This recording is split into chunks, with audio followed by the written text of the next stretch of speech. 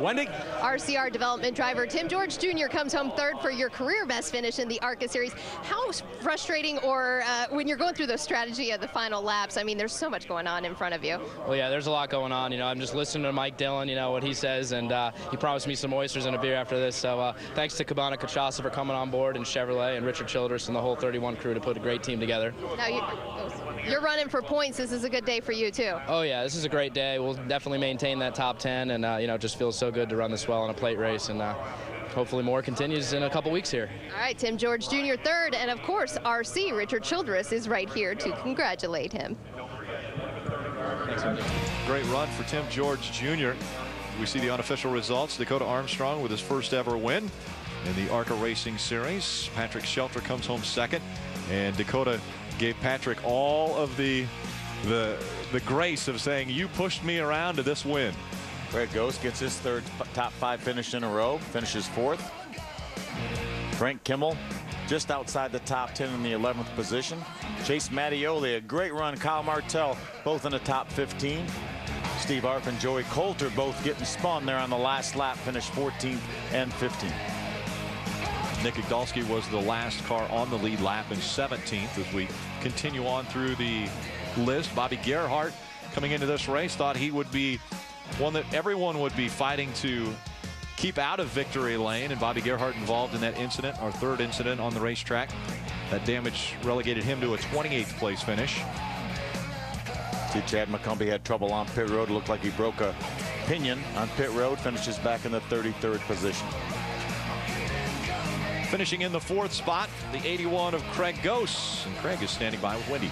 Last week at Texas, it was 2nd place. Craig, you weren't so happy last week, but you got a smile on your face. You must be pretty pleased with 4th. Yeah, I mean, where we started, we changed motors. The guys worked hard. I got to thank everybody at A Sharp Racing.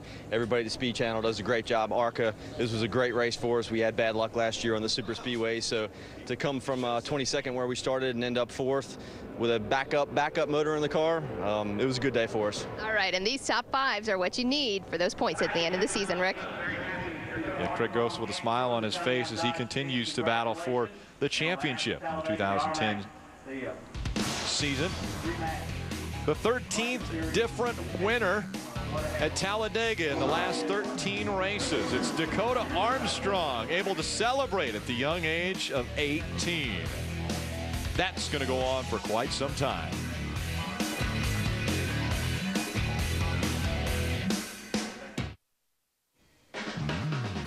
Coverage of the ARCA Racing Series on Speed is brought to you by Messina Wildlife Management. Stop animal damage with Messina Wildlife Management.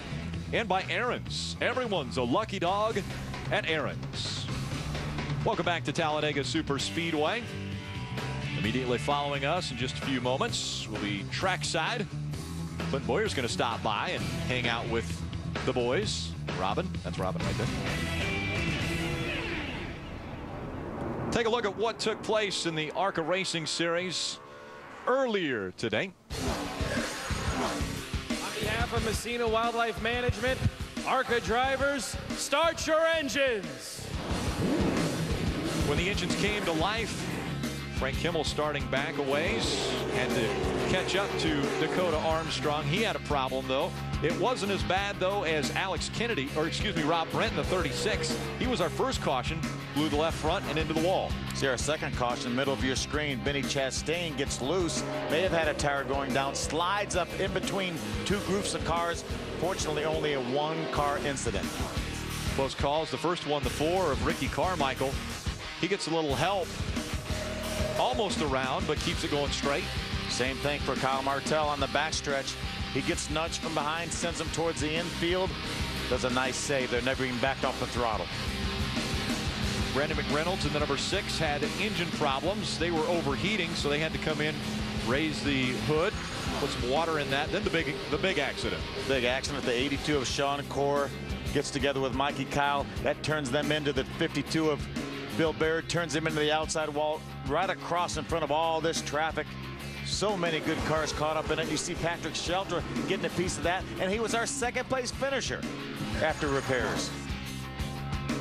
4th caution for debris off of the 11 of Ryan Silas. Again, Brian was involved in an earlier incident, so they went to work on that race car, got him back out onto the racetrack. Recovered to finish in the 18th position. And here's the last lap here. Everything went wild on the backstretch. Grant Enfinger led for so long. He got split inside and outside. Dakota Armstrong, the 22 car from way, way back, holds off Patrick Shelter for the win. Fine job of celebration by the 18-year-old. Again, becoming the 13th different winner in the last 13 races at this racetrack.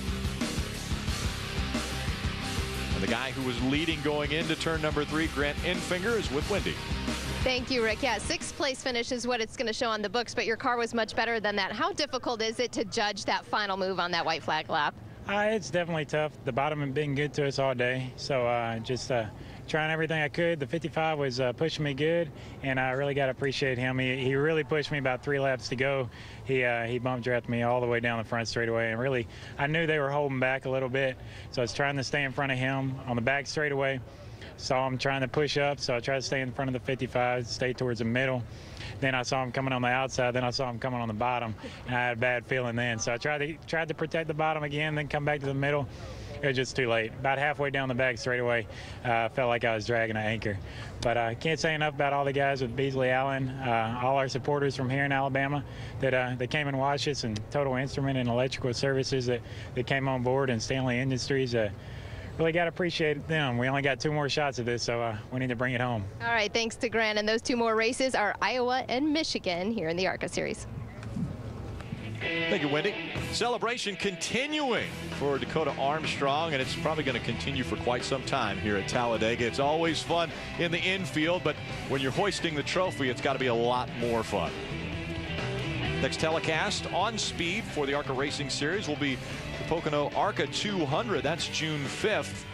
Let's make sure we remember that Paul Andrews, a former Winston Cup champion with Alan Kowicki, is the guy calling the shots in that pit box. So a lot of experience up there, and really proves to be valuable here. I think a lot of drivers got some experience today, Ken. A lot of them learned, and you can tell a lot of them are learning really good and really quick.